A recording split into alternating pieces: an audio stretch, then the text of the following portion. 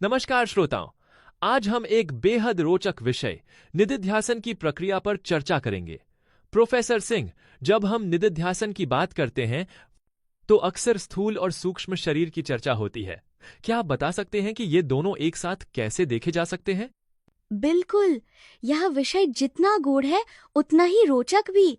गूढ़ इसलिए है कि कोई इसको जानता ही नहीं। यहाँ तक देवलोक के ब्रह्मा, शंकर, इंद्र आदि भी इसको नहीं जानते। वह तो वर्तमान भगवद अवतार संत ज्ञानेश्वर स्वामी सदानंद जी परमहंस ने अपने शिष्य समाज को इसका रहस्योद्घाटन किया, तब लोग जान पाए हैं।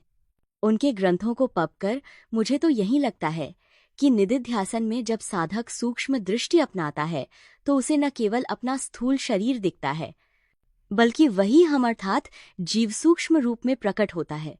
यह कुछ वैसा ही है जैसे एक वैज्ञानिक माइक्रोस्कोप से कोशिका का भीतरी संसार देखता है, वैसे ही साधक अपने स्थूल शरीर में रहने वाले चेतन जीव को देखता है।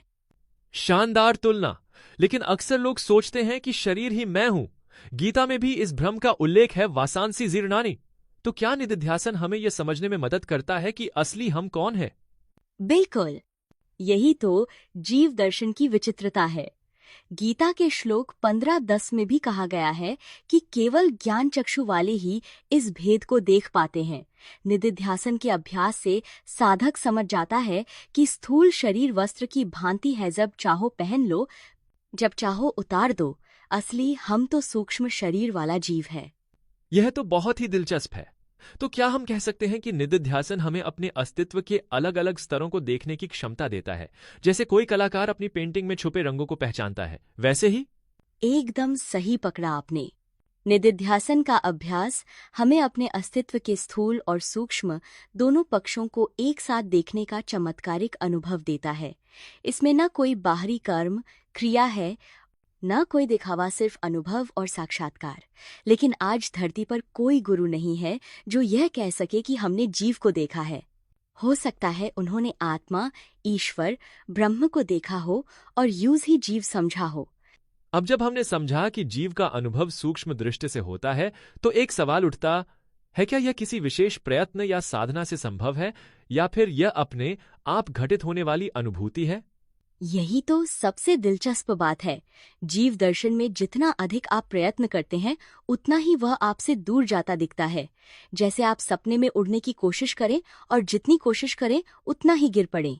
असल में जब यह सहजता से प्रकट होता है तब दिखाई देता है कि सभी प्रयत्न समाप्त हो गए हैं। वाह! तो क्या इसे हम डूइंग वर्सेस बीइंग की आधुनिक थ्योरी से जोड़ सकते हैं, जिसमें कहा जाता है कि जब तक आप करते रहते हैं तब तक सच्ची अनुभूति नहीं मिलती? बिल्कुल, यही तो जीव के दर्शन का मूल है। यह कोई करने की चीज नहीं बल्कि होने की चीज है।